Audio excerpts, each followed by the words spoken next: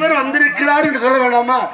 சாமி வந்திருக்கு, சாமி வந்திருக்கு, சாமி அக்னி செடி தூக்கிட்டு வந்திருக்கு. இல்ல இவங்க அம்மாவுக்கு சாமி வந்திருக்கு. பெண்மணியே அவன் கிடக்கிறான் அம்மா. அவன் நான் தான் கிடக்கிறேன். அறிவுராஜா தள்ளுறா, எப்படி தள்ளுறா? என்ன தைரியம் இந்த நேரத்தில் உனக்கு? தைரியமா தள்ள முடியுமா? யாருக்கு தெரியும்?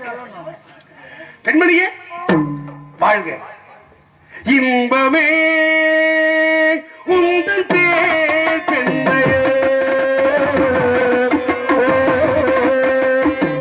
இன்பமே உந்தன் பேர் பெண்மையோ, என் இதயத்தில் நீ சொல்லும் சொல்லி மழலைக்கிளி, என் நெஞ்சில் நாடும் பருவக்கொடி, இன்பமே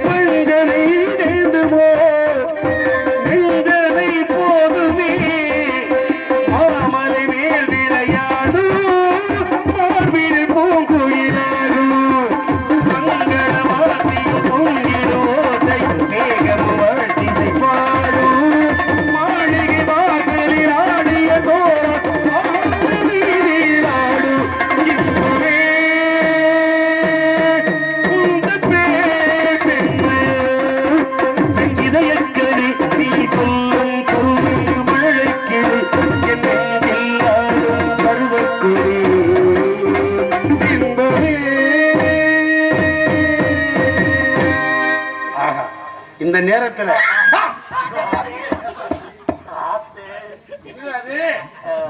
சூரப்பேய் மாதிரி ஓஹோ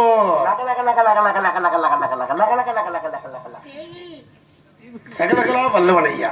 பெண்மணியே நன்றாக சாமுத்திரிகால் அச்சரப்படி அழகாக இருக்கின்றார்.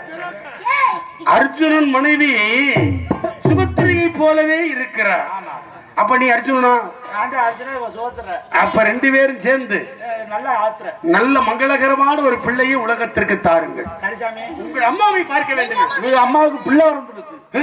ஒரே பிரசவத்துல 4 பிள்ளை புழு புழு தங்கிடுச்சு. குசேல 27 பிள்ளை பெற்ற மாதிரி சாமி. எவ்வளவுதான் மசுரான்னு நினைக்காது. இன்னும் இருக்கு. அம்மா உயிரை கொடுத்த சாமிக்கு மசுரை கொடுக்கணும். பாருங்க வர வைக்கிறேன். உலகத்துல இந்த தலையை முட்டை அடிச்சிருக்கீங்களான்னு கேட்க கூடாது, முடி இறக்கி இருக்கிறீங்களா? ஆமா அப்படின்னு ஆண்டவனுக்கு அதுதான் இந்த முடிய மகுடம்னு சொன்னாங்க. அந்த மகுடத்தை ஆண்டவனுக்கு கொடுக்க உயிரை கொடுத்த சாமிக்கு முடியை கொடுக்க வேண்டும். உண்மை. கோதானம் கொடைதானம் திருதானங்கள் இருந்தாலும் ஆண்டவனுக்கு பிடித்தது இந்த முடி ஒன்றுதானே. உண்மை. அதுதான் இப்பேற்பட்ட முடி. அந்த முடியை கொடுக்கும் போது தலை வணங்கி ஆணவம் எல்லாம் இல்லாமல், ஆணவம் கண்பம் மாலை என்ற மும்மதங்கள். இப்ப தேங்காய் உடைக்கணும் எதுக்காக? தேங்காய்ங்கிறது மேல பச்சையா இருக்கு, அது ஆணவ மலம். பச்சையை உரிச்சிட்டோம்னா உள்ள நார் நாரா இருக்கு, அது கண்ப மலம். அந்த நாரை பிடிங்கிட்டோம்னா மாயை என்றது இந்த சிரட்டா. அந்த சிரட்டைக்குள்ள பார்த்தோம்னா வெள்ளை வெள்ளையர்னு தேங்காய். அதுதான் ஆண்டவனுக்கு கொடுக்கிறோம்னா எதுக்காக? இந்த மும்மதமும் மனிதனுக்கு இல்லாமல், தான் என்ற ஆணவம் இல்லாமல் ஆமா மனுஷன் சில பேர் வந்தவொடனே ஆணவம் எல்லாம் இருக்கு. ஆணவமும் என்னைக்கு அழிவுக்கு சத்துருன்னு தெரியலப்பா சாமி. ஆமா. ஒருத்தன் ஆட்டுத்தலை மாட்டுத்தலை மனுஷன் தலையை கொண்டு போயிருக்கேன் வியாபாரத்துக்கு. சரி, பார்த்தா ஆட்டுத்தலை வித்துருச்சு. ஆட்டுத்தலை வித்துருச்சு. அடுத்து பார்த்தா மாட்டுத்தலையை வித்துருச்சு. பலே மனுஷன் தலையை வாங்குறதுக்கு ஒருத்தனும் கிடையாது. எதை வாங்குவேன்? ஏன் இதை சொல்றேன்னா தன்னுடைய உடம்புல வந்து இந்த உயிர் இருக்க வரைக்கும் தான் தலைக்கு மரியாதை. ஆமா, இந்த தலை போய் உயிர் போயிருச்சுன்னு வச்சுக்கோங்க, இந்த தலைக்கு மரியாதை கிடையாது. கொலை செஞ்சு நீ சொன்ன போது எனக்கு ஒரு ஞாபகம் வருது. இப்ப செருப்பு புது செருப்பு வாங்கி போட்டுக்கிட்டு போயிருந்திருக்கியான். செருப்பு அந்து போயிருச்சு. அந்து போன உடனே உங்களை மாதிரி ஒரு வீட்டுல அம்மா இந்த செருப்பு இங்க இருக்கட்டும், நாளைக்கு வந்து எடுத்துக்கிறேன். புது செருப்பு தான் வாங்கினேன் அப்படின்னு சொல்லி சரிங்க இருக்க கிடக்கட்டுங்க, நாளைக்கு வந்து எடுத்துக்கோங்க. அதே போல அதே ஒரு மனுஷன் செத்து போயிட்டான்னா அந்த பிரேதத்தை 4 பேர் தூக்கிட்டு வர்றாங்க. அந்த நேரம் பெரிய புயல் காத்து அடிக்குது, மழை வருது. அப்போ உடனே மாதிரி ஒரு வீட்டுக்கு முன்னால வந்து அம்மா இந்த பிரேதம் இங்க கொஞ்சம் நேரம் இருக்கட்டும். ஏயா யார் விட்டு போடத்த யார் விட்டு ஏயா ஓ வீட்டுல இருக்கிற இதை கொண்டாந்து எங்க வீட்டுல வைக்கிறியா நீ? ஒரு செருப்புக்கு இருக்கிற மரியாதை செத்த உடம்புக்கு இருக்கா அப்படின்னு. அதுதான் அப்பேற்பட்ட காயமே. இது பொய்யடா, சிவ காற்றடைத்த பையடா. அறிவராஜா நீ ரொம்ப பேசுற. நீ பேச பேச நானும் பேச முடியா இருக்கு. நானும் பேசுற மாதிரி இருக்கு. அப்ப நம்ம ரெண்டு பேசிட்டு உங்க அம்மா உங்க தங்கச்சிட்டு நான் பேச வேணாமா? இருங்க சாமி, தங்கச்சில பேசலாம். அதுக்கு முன்னால ஒண்ணு குத்திக்கிட்டு இருக்கு சார். இருங்க குத்துது. என்னடா இது? இதுக்கே பாதி காட்சி போய் செலவாயிரும் போலடா. ஏன் சாமி, எனக்கு ஒரு சின்ன சந்தேகம். என்ன சந்தேகம்? உயிரை கொடுத்த சாமிக்கு என்ன சாமி கொடுப்பாங்க? உயிரை கொடுத்த சாமிக்கு முடியத்தான் கொடுப்பாங்க, மசுரத்தான கொடுப்பாங்க.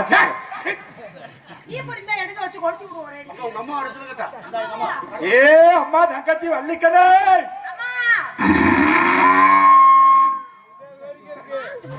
பணிக்கு மாடு செனைக்கு தவுது. தங்கச்சி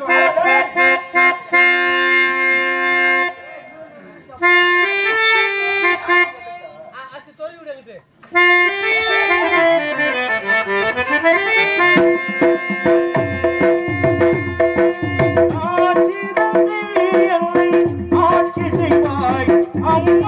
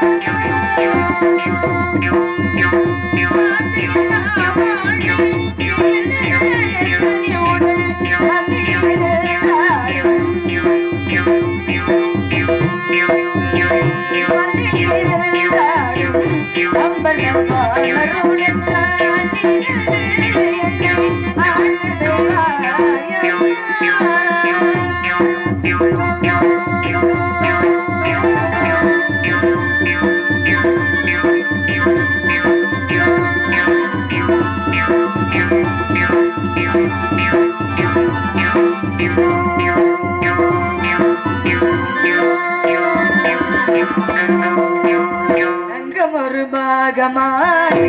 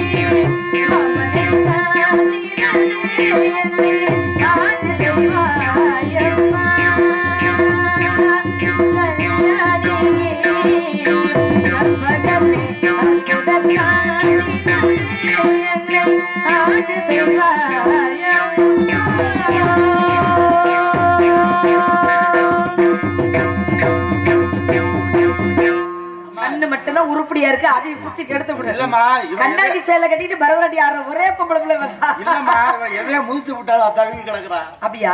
சரி, என்னை அழைத்த காரணத்தை கூறுங்கள். அழைத்து வரலை இப்படி சுவாமி பணிமன வணக்கங்கள். வாழ்க பின்பணிய வாழ்க, நீடு ஓடி வாழ்க. சாமி சேவை மன்னல வாரு, மயிர்ல அப்படியே இருக்கும்.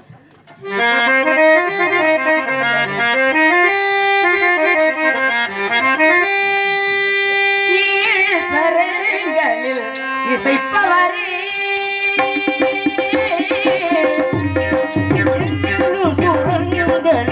இசைப்பவரே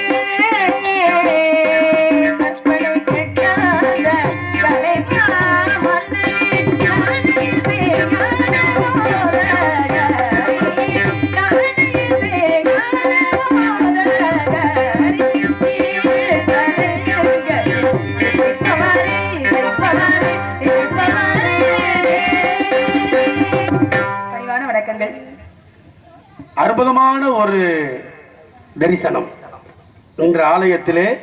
அந்த ஆலயத்துக்கு முன்னாலே இப்பேற்பட்ட அற்புதமான மக்கள் எல்லாம் பரவாயில்லையே, 5-2 பழுதில்லாம அற்புதமான ஒரு ரசிகர்கள்.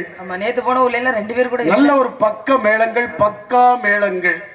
என் தம்பி ரமேஷ், அதே போல அங்கிட்டு என் தம்பி அற்புதமான தம்பி சுரேஷ்குமார், அங்கிட்ட என் தம்பி, அங்கிட்ட அருள், அங்கிட்டே நம்ம தம்பி, அத்தனை பேர் உங்களுக்கு தம்பி, அத்தனை பேர் எனக்கு அண்ணன். ரொம்ப சந்தோஷமா இருக்கு. நல்ல ஒரு ஒலி அமைப்பு. ஏன்னா கல்லான பெண் கூட உன்னாலே ராமா பெண்ணாகி எழுந்தாலே நன்மையிலே அப்படின்னா, கல்லான பெண் கூட உன்னாலே பெண்ணாகி எழுந்தாளே மண்மேலே, வைதேகிநாதா வடமலை ராஜா ஆனந்த அன்பைத்த ராகவரே ரமணா ரகுநாத அப்படின்னு அந்த பெரியவர் தரிசனம் பாவ விமோச்சனம்.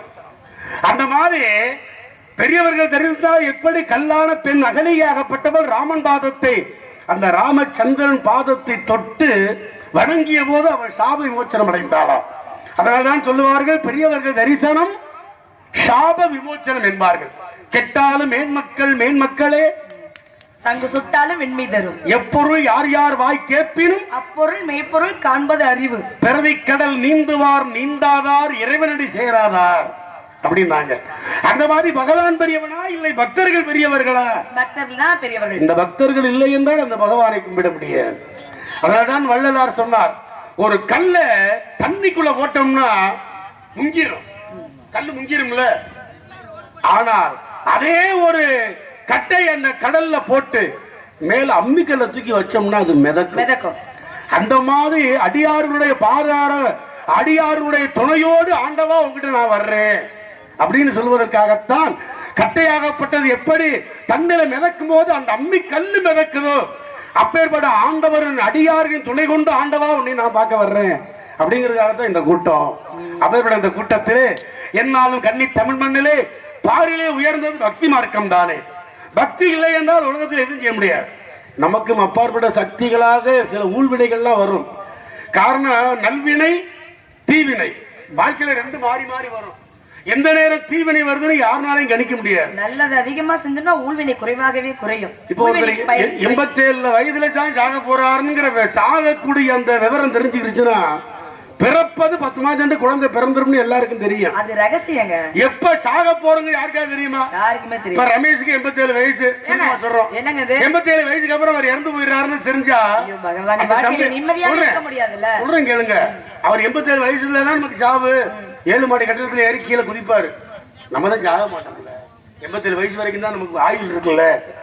அதே போல நச்சரமம் என்று தரக்கூடிய கருநாகத்தை பிடிச்சு விளையாடுவார் அவரு. ஏன் அவருக்கு சாவு வராது. கடைசியில 80 வயசு ஆகுதுன்னு வையே வீட்டுல கொண்டாடி சொல்லுவாரு, இந்த மாதிரி ஒழுங்கா சோறு தண்ணி ஆக்கு, எனக்கு இன்னும் 4 வருஷம் உயிரோட இருப்பேன். அதுக்கு மேல அது ஆண்டவன். சொர்க்கமோ நரகமோ, சொர்க்கத்திலே இடம் இருக்கு எங்களுக்கு, நரகத்திலே இடம் இருக்கு.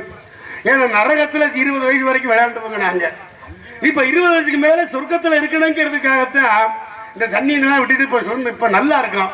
அப்ப நமக்கு 2 இடத்துலயும் போனா இடம் இருக்கு. நல்லா இருக்கும்னு சொல்லாதீங்க, நல்லா இருக்கேன் அப்படி சொல்லுங்க. எல்லாரும் நல்லா இருக்கு, நீங்க நல்லா இருக்கணும், நாடு முன்னேறினாரு பாரு. நல்லா இருக்கணும்.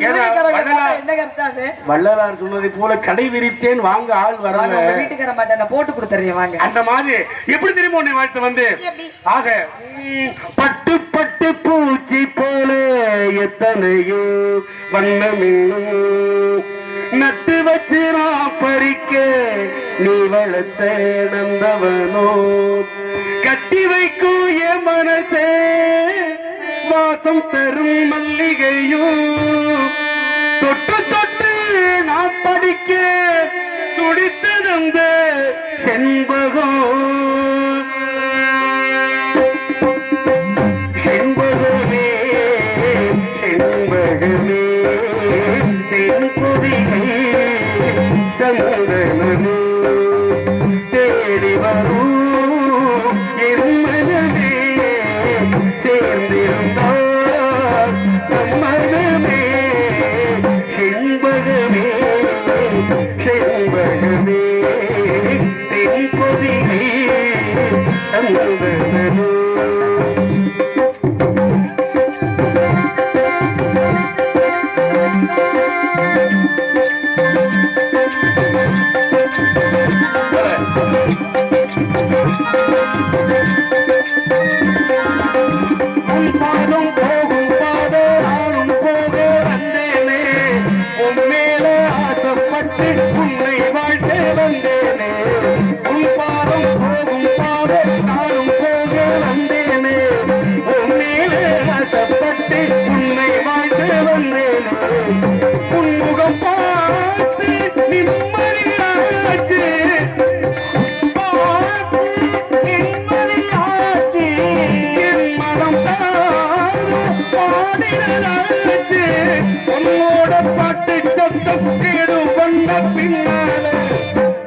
எப்போதும் ஒன்ன பத்தி பாட போரே தன்னால செண்பகமே செண்பகமே தென் பொதிகை சந்தனமே.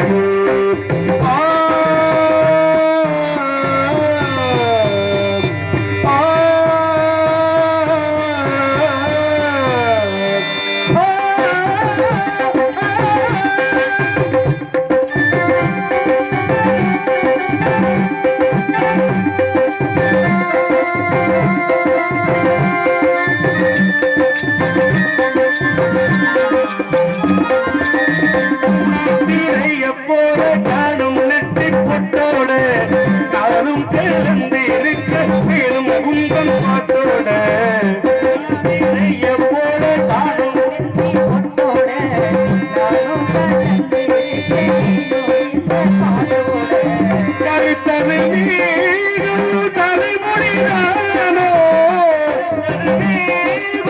தலைமொழிதானோ சிரித்தது பூவிழிதானோ எள்ள பூராத்தை பத்தி பேசி பேசி தீராது உன் பாட்டுக்காரம் பாட்டு ஒன்ன விட்டு போகாது என்பதுவே தென்பொழிகை தேடி வரும் சேர்ந்திருந்தால் லாலலா, லாலலா, லாலலா.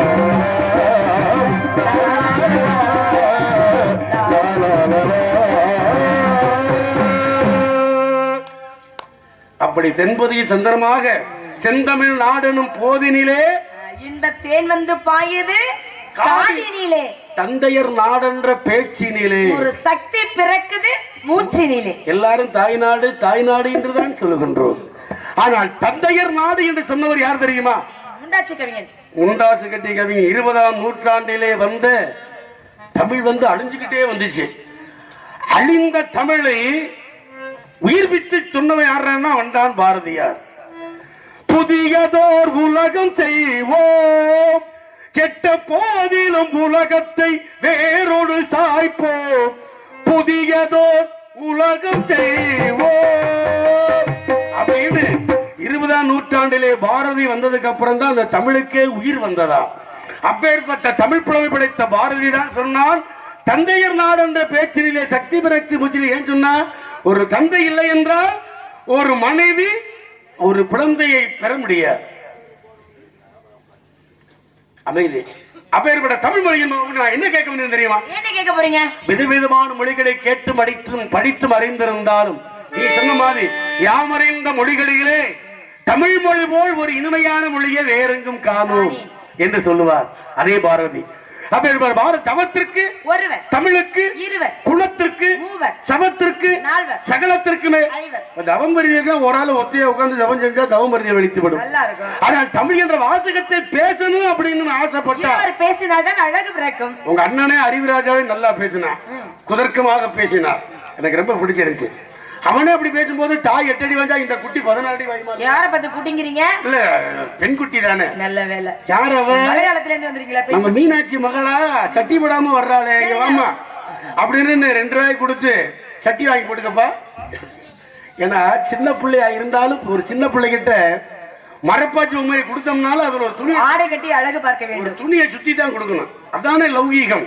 அந்த மாதிரி இந்த ரீதிகளை தமிழ் மகளாக நீ வந்திருப்பதனாலே, தமிழ் மகள் மகனாக நான் வந்திருப்பதனால் உன்னிடத்திலே கேள்வி கேட்க வந்தேன். உயிரெழுத்துக்கள் 12, மெய்யெழுத்துக்கள் 18, உயிர்மை எழுத்துக்கள் 16, ஆயுத எழுத்து 1, ஆக மொத்தம் 247 எழுத்துக்கள். சரிங்களா? 247 எழுத்துக்களை கொண்டது நம்முடைய தமிழ் இனம். அதிலே வல்லினம் கசட தபர ஞஞனஞமன யரல வளல. வல்லினம் என்பது கசட தபர, மெல்லினம் என்பது ஞஞன நமன, இடையினம் என்பது யரல வளல. ஆண்மக என்னைக்கு வல்லமையா இருப்பான், வல்லமை.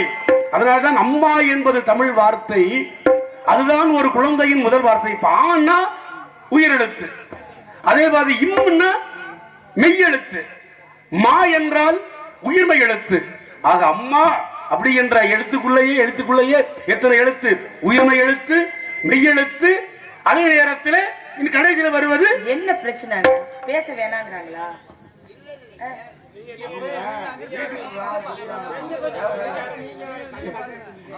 இல்ல அவங்க சத்தம் போட்டுட்டே இருந்தோம்னா சரி என்னமோ சொல்றாங்க. இல்ல அங்கிட்ட அவங்க என்னதான் பேசிக்கிட்டு சொந்த விஷயம். அதனால நான் கேட்க வந்து என்ன தெரியுமா? வண்டி விளக்கற்கண்டு மொழிமா அதே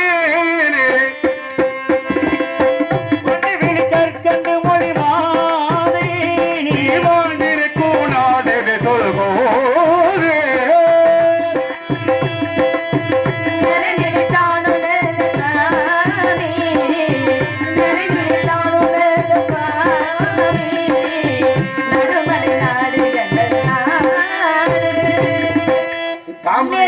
பாம்பு ஊருக்கு போன நடுத்து நமக்குன்னு போய்கிட்டே பின்னாடி வேண்டியதானே பின்னேற முன்னேறி சரியா போனா பின்னேறி சரியா வந்துட வேண்டியதானே.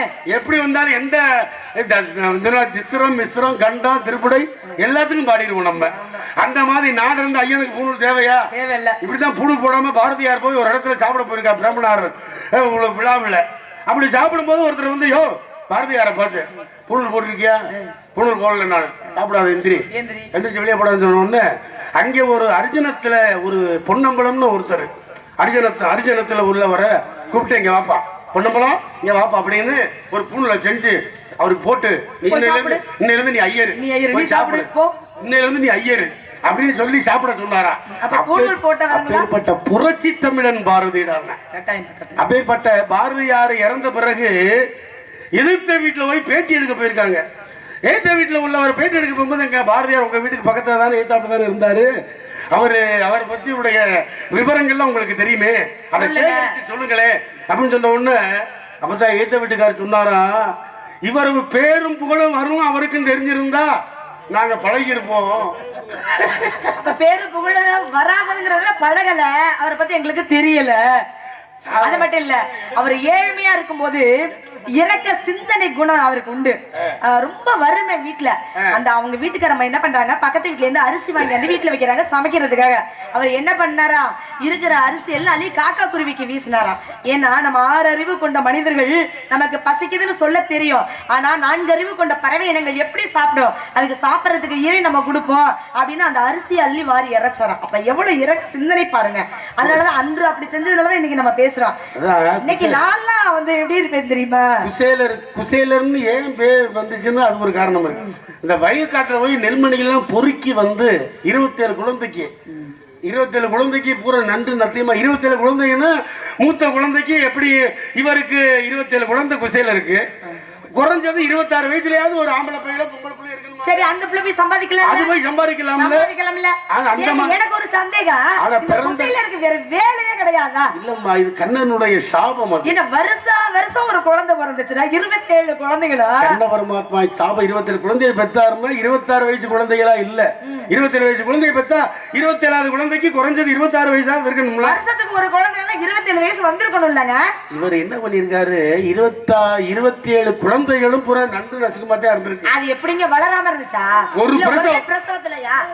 ஒரு பிரசவத்துல 4 குழந்தை 5 குழந்தைன்னு பிறக்குமா. ஒரு பிரசவத்துல 4 குழந்தை 5 குழந்தை 6 குழந்தை இப்ப பிறக்குது பாரு. அந்த மாதிரி அப்ப ஏன்னா இந்த சுசில என்ன பண்ணுவானா, கண்ணனோட அம்மா விறகு வெட்ட போவாராம். குசேலர் விறகு வெட்ட போகும்போது இந்த நம்ம புரிஞ்சு சும்மா இருப்பாரு அப்படிங்கிறதுக்காக இந்த அம்மா அவல இடிச்சு அதை முடிச்சு போட்டு குசேலர்கிட்ட கொடுக்குமா. கண்ணை வந்து மரத்து மேல ஏறி விறகெல்லாம் உடிச்சு போட்டுக்கிட்டே இருப்பாராம். விறகு உடிக்க நேரம் இந்த குசேலர் கண்ணனுக்கு கொடுத்தா நம்ம சாப்பிடுறது இன்னும் கொஞ்சோண்டு நம்ம இருப்போம் அப்படின்னு 5-6 எடுத்து தின்னுக்கிட்டே இருப்பாராம். இது கண்ணனுக்கு தெரியாதா? கபட நாடக சூத்திர தெரியாதா? குசேலா எனக்கு தெரியாம 5-6 அவளா தின்னு இருக்க, 3 தடவை தின்னு இருக்க. அப்ப 5, 6, 7 பாத்துட்டீங்களா அப்படின்னு சொன்ன உடனே உனக்கு அந்த மாதிரி தான் பிள்ளை வரக்கும். நல்ல வேலை அப்படின்னு சொன்னாரு. அந்த மாதிரி நானும் அவளுக்கு அதை பார்த்து அதே பிற்காலத்துல வறுமையில குசேலர் இருக்கும் போது என்னங்க ரொம்ப கஷ்டப்படுறான். ஒரு நாளைக்கு ஒவ்வொரு அகப்பிள்ளை தான் கூடு கொடுக்குற ஒவ்வொரு பிள்ளைகளுக்கு. ரொம்ப பிள்ளைகளும் அம்மா பசிக்குதுன்னு சொல்லுது. அதனால உங்க பாலிய நம்பர் கண்ணனை போய் பார்த்து வரலாமே. நல்ல வசதி வாய்ப்பு நல்லதானே இருக்காரு, கேட்ட உடனே கொடுப்பாரு இல்லையா? ஆனா குசில இருக்க அந்த எண்ணம் கிடையாது. இப்படி ஏமா சுசில என்னை இப்படி இந்த பாடுபடுத்துறாங்க, விவகாரம் பார்க்காமல் வாழணும்னு நான் நினைக்கிறேன். இருந்தாலும் நண்பனுங்கிற மாதிரி ஒண்ணு கேட்க வேணாம் அப்படின்னு சொன்ன சும்மா வருங்கையோட நான் போகலாமா, அவளை தரம் கொண்டு கொடுத்துட்டு பாத்துட்டு வாங்க அப்படின்னு அவளை இடிச்சு அவங்களுடைய வறுமையை அதுல காமிச்சாலாம் சுசிலை.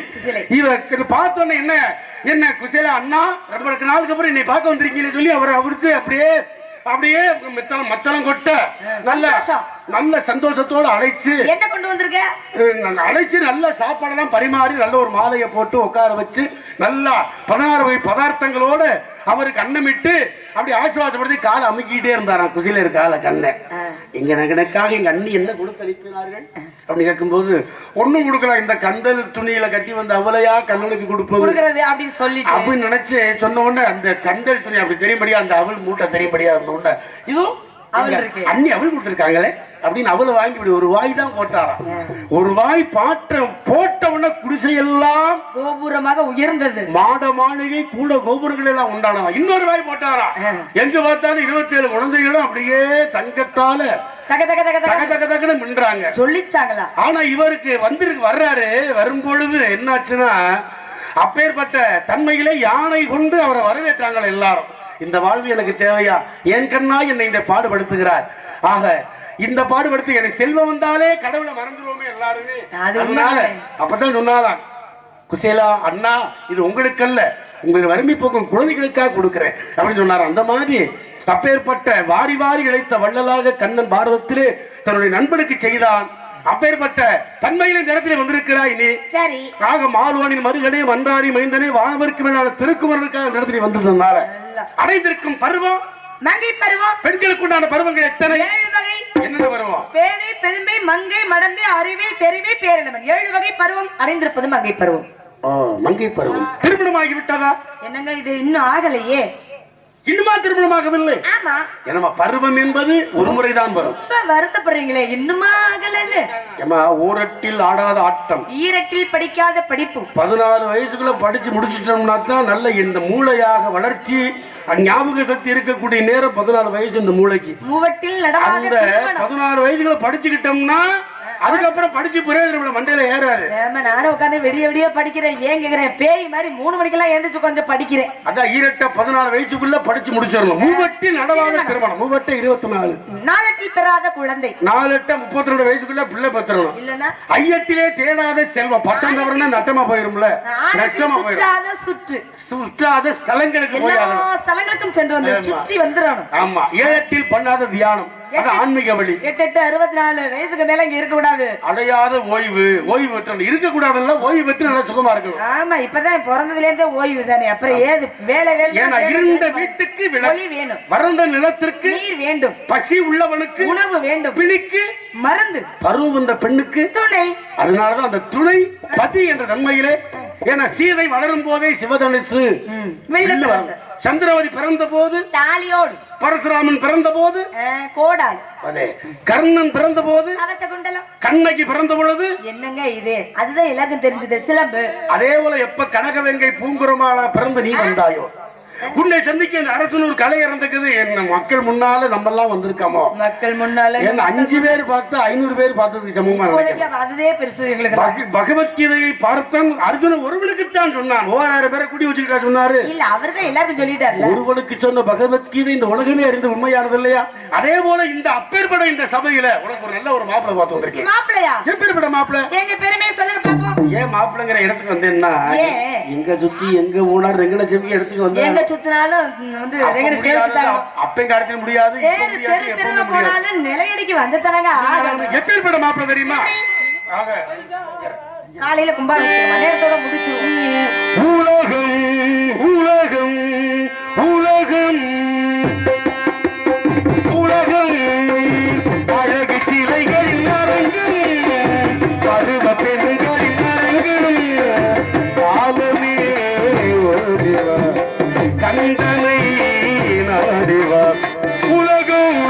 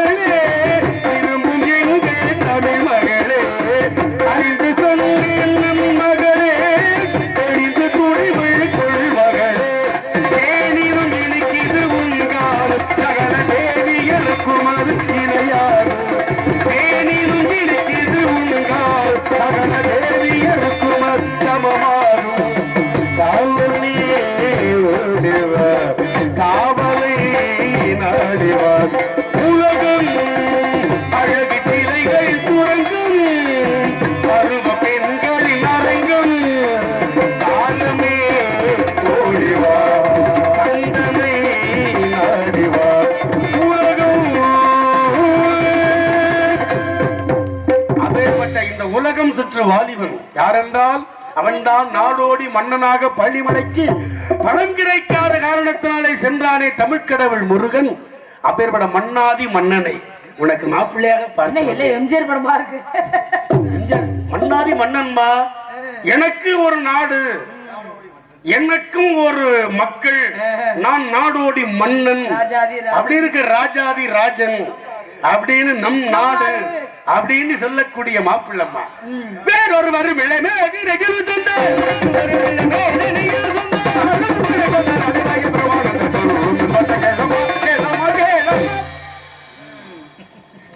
ஒரே வார்த்தையோட ஓகோன்னு வார்த்தையோட சொல்லிட்டாங்க.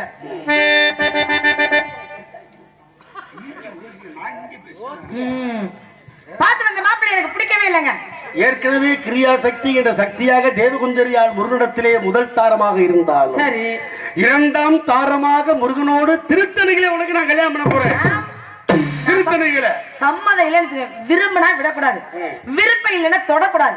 அத முதல்ல நீங்க புரிஞ்சுக்கணும். தெரியுது. விருப்பம் இல்லைன்னு சொல்லிட்டு இருக்கேன், அப்புறம் நான் கூட கல்யாணம் பண்ணி வைக்கிறேன்னு சொன்னா அது எப்படிங்க முடியும்? விருப்பம் இல்லையா? விருப்பமே இல்லங்க. என்னடா அது விருப்பம் இல்லைன்னு சொல்லுது இந்த பிள்ளை? என்ன பண்ண போறீங்க இப்ப? விருப்பத்தோட வேப்பனையை குடிச்சா கூட இன்னைக்குதான் செய்யும். ஆமா, விருப்பம் இல்லாம கரும்பை கடிச்சா கூட கசக்கத்தான் செய்யும். விரும்பினாத்தனமா எல்லாமே வாழ்க்கையில. நான் தான் விருப்பம் இல்லைன்னு சொல்றேனே, அப்புறம் என்ன நீங்க தத்துவம் பேசிட்டீங்க? வேதம் படித்தவரே, வேதமொழி நாரதரே, மேலுக்கு முன்னதடி வெட்டி வம்பு பேச வேண்டாம், வெட்டி வம்பு பேச வேண்டாம், நீங்க வெட்டி வம்பு பேச வேண்டாம். வம்பு வழக்கு வேண்டாம், நீங்க வந்த வழக்கு, வம்பு வழக்கு வேண்டாம், நீங்க வந்த வழக்கு. ஓடுங்க.